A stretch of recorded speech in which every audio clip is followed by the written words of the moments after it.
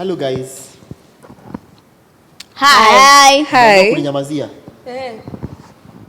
Anyway. Wise. Yes. Poa. Been a minute. Okay. Hujaelewa. I'm confused. What do you understand? What have I said? You've said. What do I mean? It's been a minute. What is that supposed to mean? It's supposed to mean it's been a minute since you saw me. Has it been a minute? No. How long has it been? Seconds. Unasoma wapi pale? Anyway, I know your director. Your director may be watching you, or your head teacher. Anyway, guys, welcome to the show. Karibuni sana. Today we have new faces, as you're seeing. Tuko na the general himself. He won the best actor last year, Kisumu Central Sub-County. He won the best actor, Kisumu County Drama Festivals. The phenomenal Wise Mwamba to my left. Nikaoga lakini hapa hivi kwa panel. We have Madam Sengenyano. If you were watching our Christmas cantata last year, that is what you can remember her for.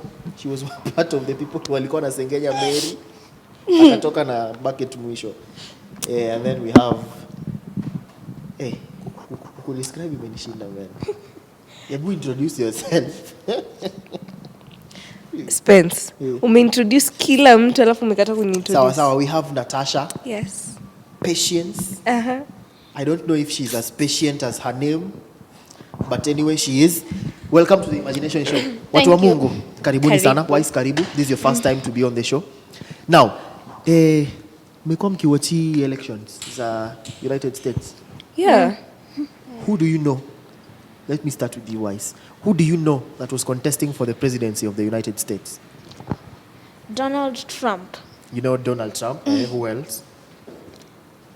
Joe Biden. Kiingereza. Na unajua nani? Mimi najua watu wengi. There's a lot of people. Najua Donald Trump. That was contesting for the presidency.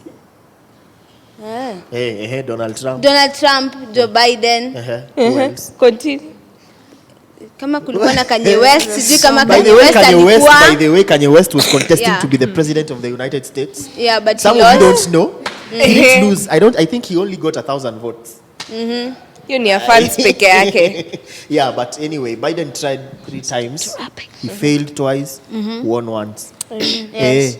Mimi najua tu watu wawili, acha niko honest. Yeah, tunajua hao watu wawili. So, nyinyi mmesema hao watu wenye mnajua. Now, I want to ask you one simple question. Yes. What?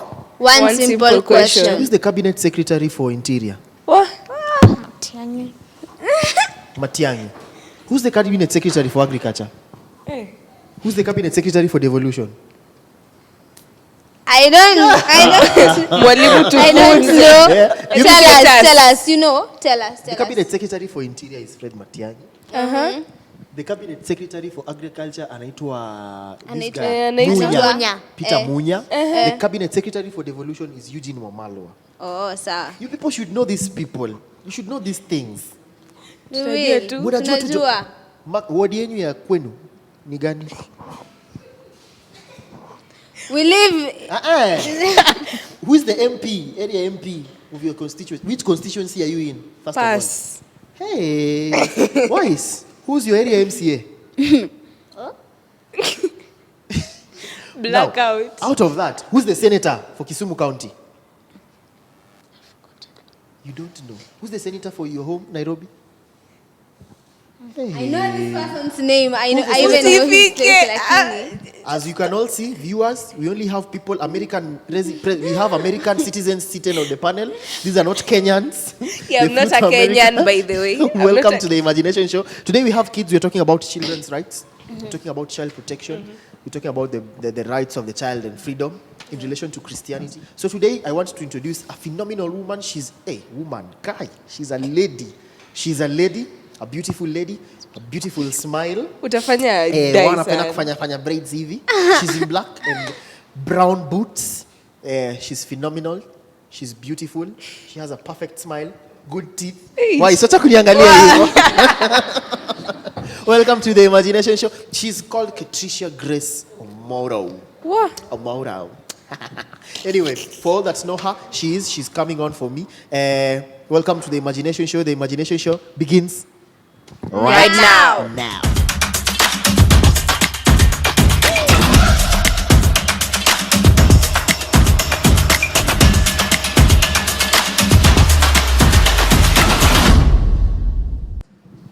Guy, sijaipewa sifa hivyo.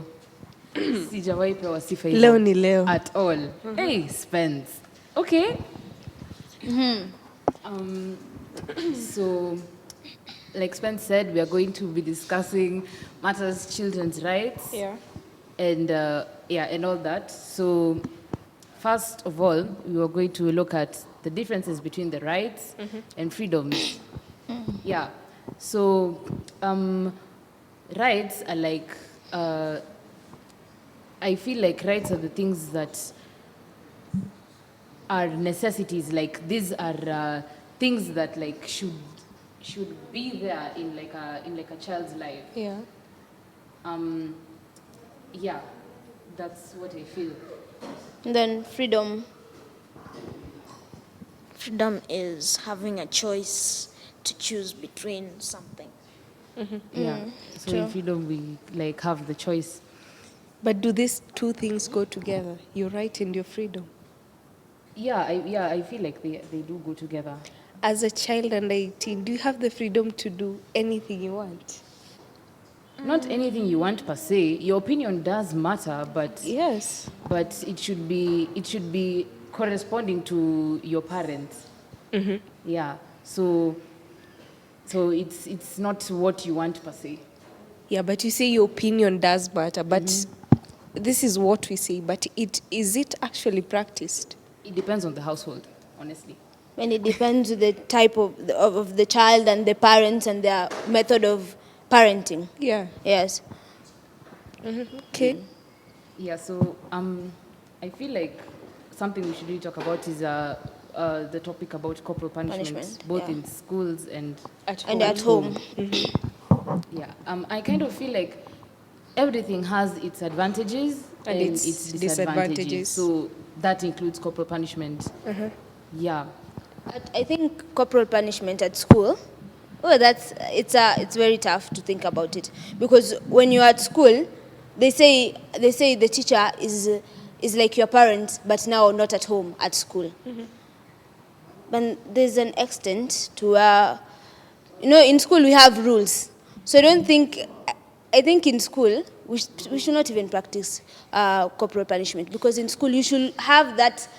If you are raised well and if you are being taught well and you are a nice child, you're supposed to, these are the rules. I'm not supposed to break these rules, and this is where there's a limit to what I'm doing because I follow these rules. But you see, your teacher is your second parent, right? Yes. That means they have the authority to correct you whenever you go wrong. Yeah. So if you say, I cannot be corrected in school, then I can be how will corrected. you- I can be corrected at school. You but can't say that every mistake you do, you are expected to slip out of it. You can do something and then that's once. Then the teacher forgives you and you go. Then you come and do it the Again. second time. Now that they have a reason to punish you.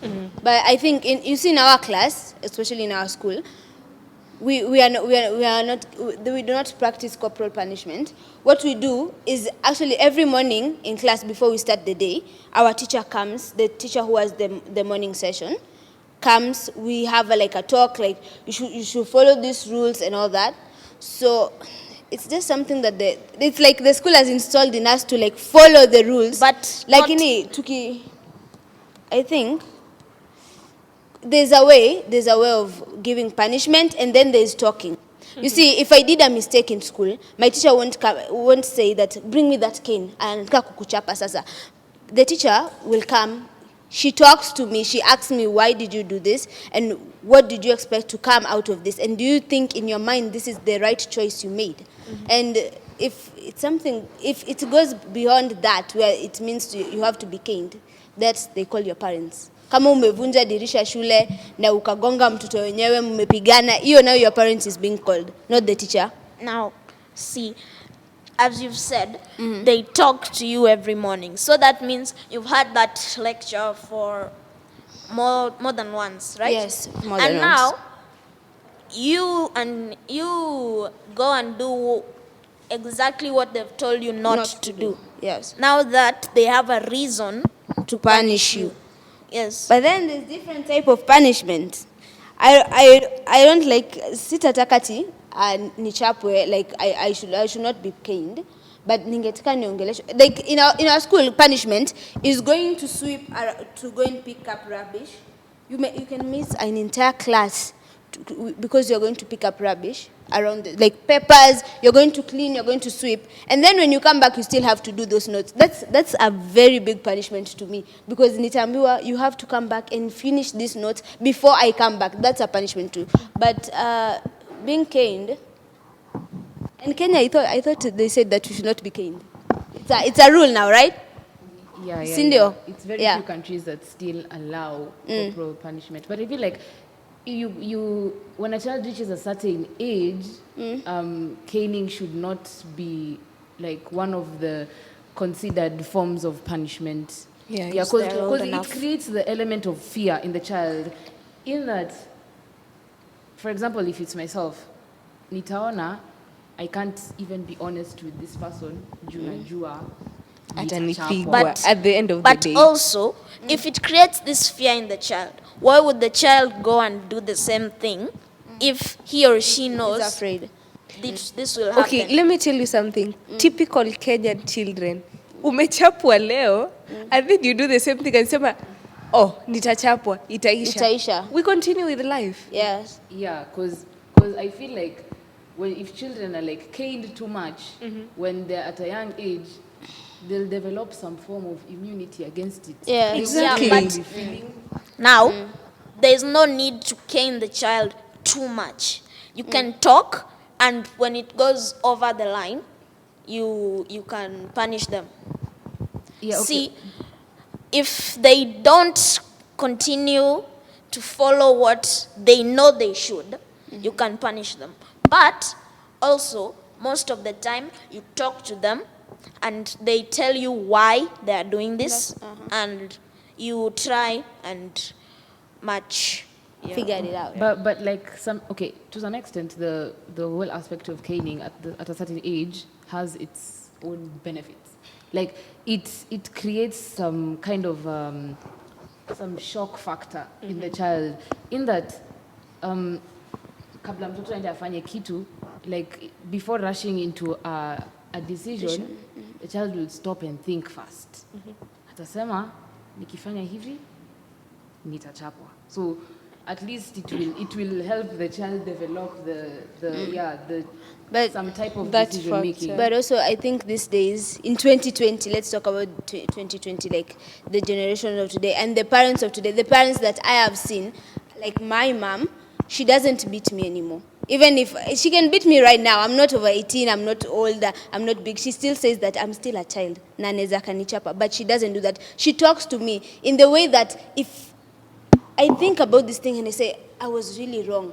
Unajua kuna ile nye ukichapo, unaendanga kwa bedroom, uko hapa ati, ninajua, wananichapa tu bure. I didn't even do anything wrong. Nilikuwa tu nimefanya. You see, but when you talk to, you'll say like, yeah, I did something wrong and I should change that and I should not repeat that again. So I don't think parents these days. You see, there's a certain age that you reach, you start reasoning.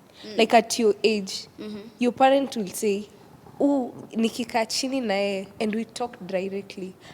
She will understand, she will reason with me, and we'll continue.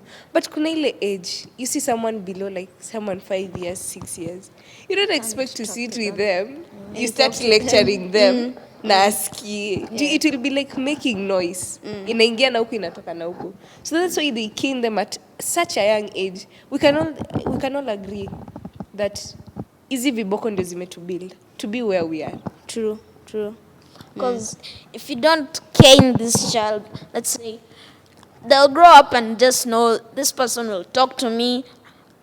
What harm will it do if they talk to me? I won't die. I won't feel any pain, right? But then that's where respect for your parents comes in. You see, if you say that mamangu aliniambia nifanye hivi, lakini I'm still like, kwa nini what will I do? Will I die? Will I die? Will I nitakufa because ameniambia hivi, if I follow this way will I die? You see, that's where respect comes for that parent, for what your parent says. Respect yako inatokea hapo. See, if you don't punish the child, if you don't say, no, I will not do this, this child will not have any respect for you. This child will know, my mom, my dad does everything I want, and they will, if I do anything wrong, nothing will happen to me. They'll just sit down with me and talk to you. So if you've not ever punished a child, even just a single pinch, these children will know, but I don't have anything to lose. But there's some parents somewhere who don't. There's some parents somewhere who don't believe in the whole I'll talk to you and we'll come to an agreement. True. Because there was some place I was reading that there were some parents whose children were taken into foster care because they were whipping their children, and they were given and when they were given a deal on getting their children back, so that but in exchange they shouldn't like whip them around. They said no, we can't. Like, we don't believe in just talking to the child and everything is going to be okay. You see, that is where we bring in child rights. We have to follow these things so that, you see, as our parents, most of them have the child rights. They know them. So, wanajua, like the ones you've said, they're supposed to read these things and know them. And know this is what I'm supposed to do as a parent, and this is what I'm not supposed to do as a parent. You get?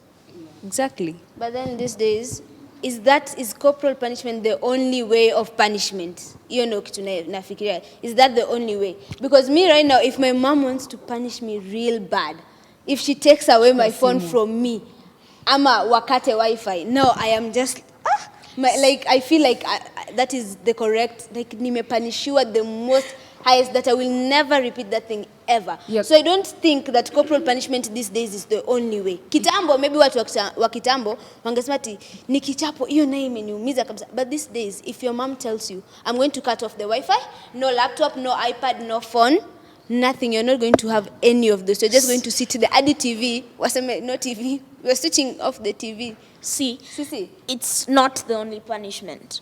But for some homes, you can't tell the child to sit down. Let's say maybe they're a young age. Yeah. You can't tell them they don't have phones in that house, and they don't have TV. You can't tell them, I'll switch off the TV, I'll take away your phone, I'll cut off the Wi-Fi. True. But you can tell them you will not go out and play for, let's say, a week or something, and they'll feel bad.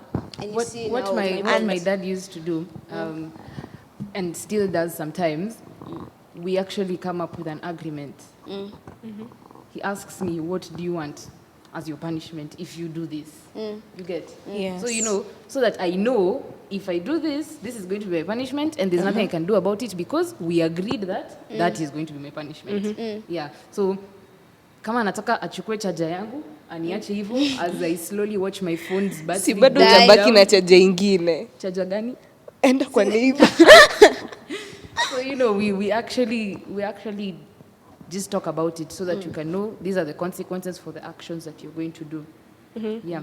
And also sometimes I feel like if the corporal punishment is induced on the child, sometimes, like when I was younger, sometimes my mom would just show up and anichape and she just goes away, sa sijui nimechapiwa nini. You know, so I feel like sometimes the parents should like now tell you why unanichapa. Exactly. So at least I'll be like, oh, nilichapa ndio mistake yangu. Na hivi. But then now in African homes, ukiuliza ati, Mom, why are you beating? You are talking back to me. So it means you're talking back to me.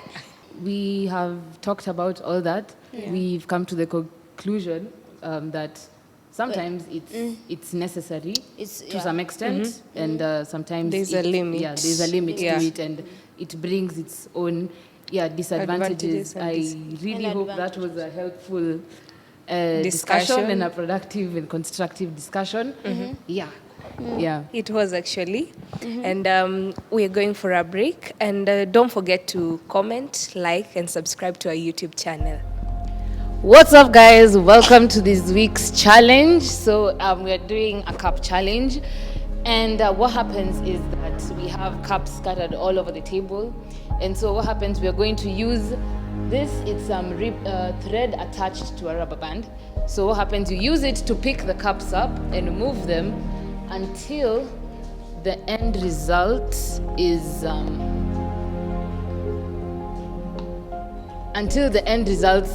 this, and you have to do it within 2 minutes. So we will have Team Napail and Team Amazon compete to see who is going to win this, and the winning team gets their prize. So let's get to it.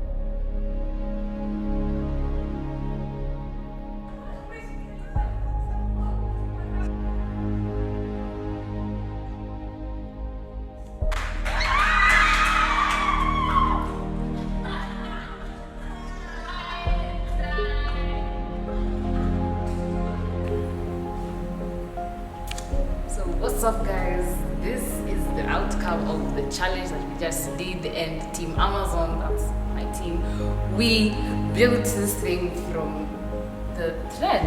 Yeah, and it was hard. It's a game of patience. You need a lot of patience so that you can build something like this. But yeah, it was Team Amazon that won, and I will see you guys in the next session. Like, subscribe, comment below whether you're gonna try this challenge, and make sure you leave ideas for what challenge we should do next. See you guys in the next session. Peace out.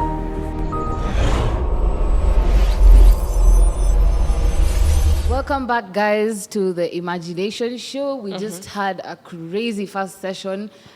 Please comment what you think about the whole idea of corporal punishment in schools and at home. Don't forget to leave your comments there, leave your like, and subscribe to this channel.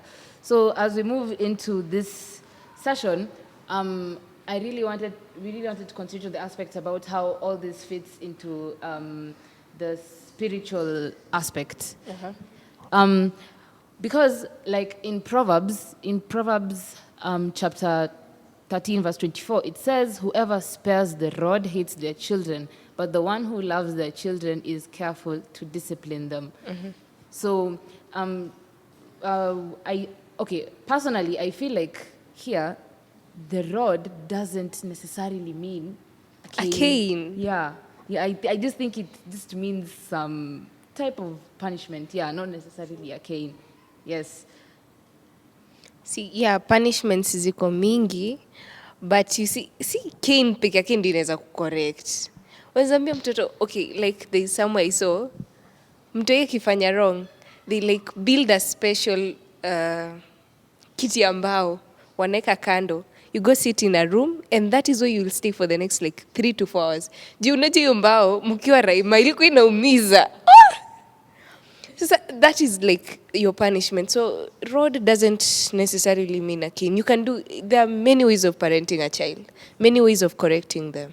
You know, I kind of feel like in the UN Children's Rights Convention, it says that the child has the freedom to choose their religion, but I don't think it's something that should be a thing.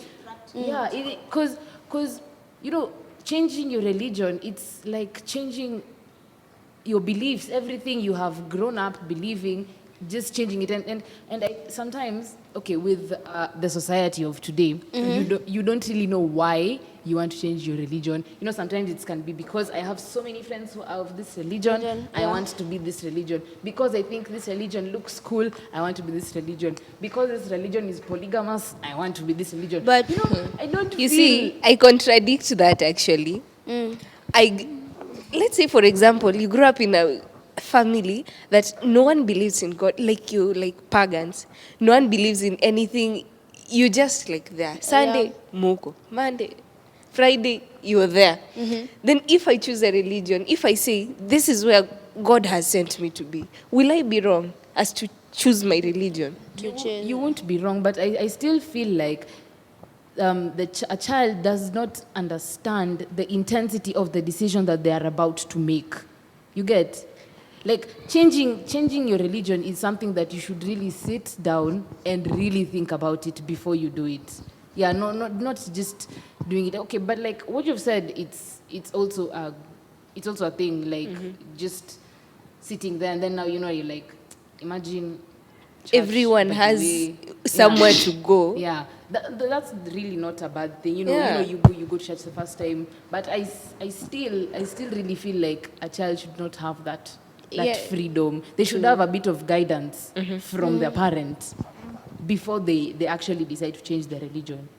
And on that, I think you might have an idea when you are a child. Let's say you were raised in a family which practices Hindu, and suddenly one day you sit and you scroll on something on YouTube and you find this pastor preaching, and then you're gonna say, man, I want to be Christian now. I'm born again, I'm Christian now. But I think you should not just, I don't think parents should let their children have that freedom to say, today I've woken up, today I want to be a Christian, so I'm a Christian. I think you should be, if you have that idea in your head, wait until you're 18. So to think, uku umefikiria all these years, aki ukafika 18, ukasema, now this is what I want to be, and now it's my own choice, and my parents.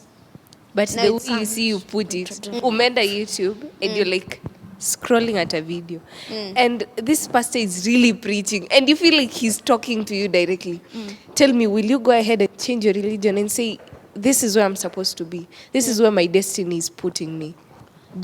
I feel like this pastor is speaking exactly to me. Will you change your religion or will you stay you're a Muslim? What do you guys think about this? Just leave a comment below what you think about this whole idea of whether a child should be allowed to decide on which religion he or she wants to join.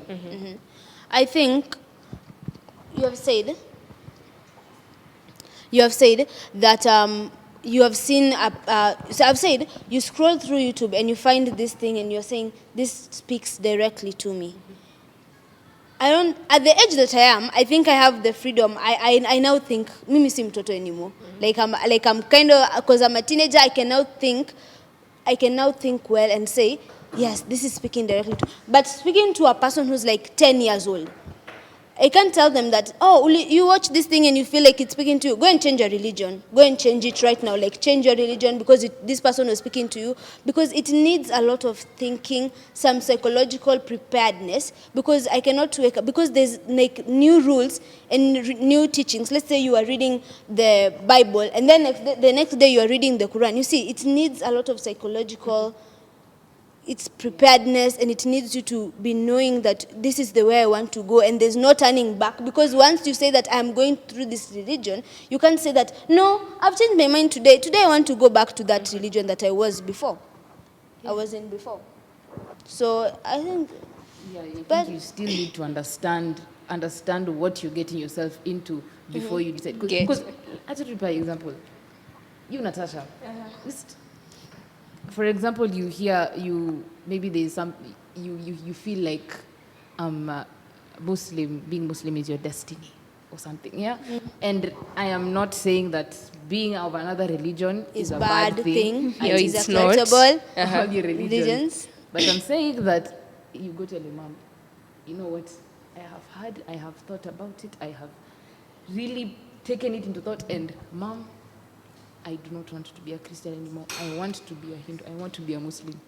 Could you play out how that conversation is going to And turn out? I don't think most parents, I don't think most parents who are religious would accept the child who they brought up with their beliefs to change into another religion, even if they're above 18, because they'll take it like we've just, if they're 18 and above, they'll take it just that we've just let this child to go into the world and they're already getting bad influence and stuff like that. And also, if you're young, you're still under, if you're under 18, you're still under your parents' protection, and they make your choices, most of your choices. And you live in their house and stuff like that. So they will not allow you to do those things because they are your parents, they raised you and to do these things, and they will not accept you to do the other things. True. But also to some, I also kind of feel like most religions have to a few same, should I say, doctrines or something. For example, most of them say you need to take care of the people who are needy. You need to, you get. Yeah, but I still feel like freedom of religion is not something that a child should be allowed to exercise. And also, before wanting to change your religion, I think you should have much more information about that religion that you want to join. Because you see TikTok, this app. I follow some Christians on TikTok. It's called the Christian side of TikTok. It's a very cool place, by the way. And this person in the comment section asked, the person was talking about Muslim and Christianity, and the person in the comment section said, what is Allah? Because the person didn't know what Allah means. And the person went there and written, Allah is a demonic creature, whatever that the Muslims... But I came to know that this person was actually wrong, because Allah, I didn't know that Muslims actually worship the same God as us. It's just a different name. Yeah. Because it's just like the way they call Allah is like the way we call Jehovah. You see, there's something about that I didn't know before. So it comes into saying that you should not run into a religion and you don't know anything about it. Even Christians, even people who are preaching around, know what you are preaching about before you talk about it. Before you say something, make sure you know about it. You have the correct information about it before running into it. I don't think what you've said that Allah is the same as, is somehow the same as Jehovah. That might be true, but the Muslims have some certain rules and guidelines that they follow. And these rules and guidelines, you'll find that we don't follow them. See, they have Very few. I want to make sure very few of them are different. Okay, fine. But us as Christians, we worship God. We call him God. They call him Allah. And you've said that guy in TikTok, and where you found him, say that Allah is a demonic person, stuff and stuff. But they don't know what they are talking about.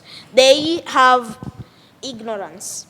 True. So it's not good to talk in ignorance, if you understand what I'm saying. Yeah. You cannot say that, let's say someone is Muslim and says that God is a demonic personality or something like that. See, you'll feel like this guy is offending us. He's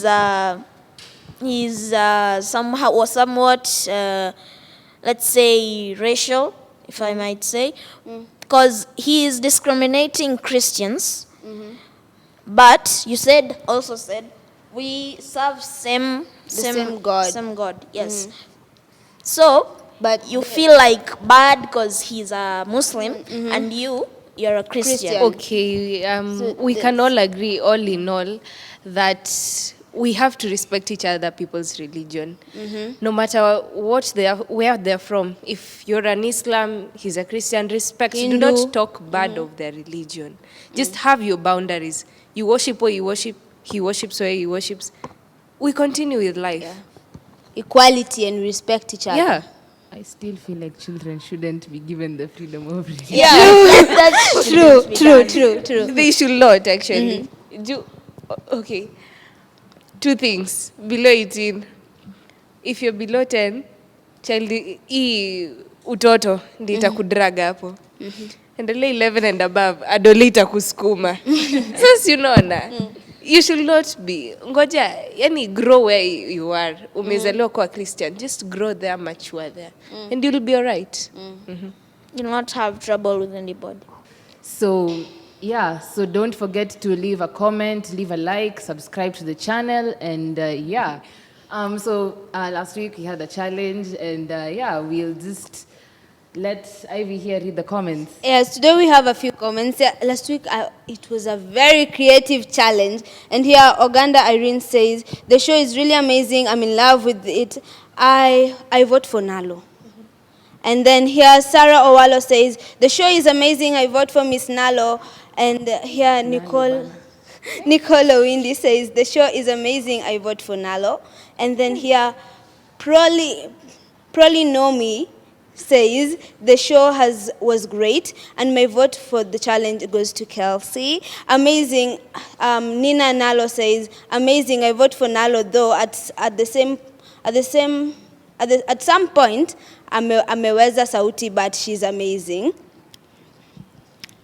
Immaculate Odun. Jina zenyu hapa ni ngumu kusoma. Ndasema tu Immaculate says, I vote for Nalo, you got this, with a heart. And today those are the comments. And I think today Nalo won with the 21 votes. So okay. Tunangojea hiyo gift yake, sijui kama tutashare hiyo gift na yeye, tutashare huko. Tutanyemelea usijali. Tutanyemelea, tutashare hiyo gift. Okay, thank you guys. Yeah, this has been a wonderful session. Thank you for joining us today, and I have been your panelist, Wise Junior. Yeah, so thank you for watching. Join us next week, same place, same time. We have been your panelists, Ivy, Omoto, Natasha, and Wise. Wise. Thank you. Bye. Have yourselves an amazing week.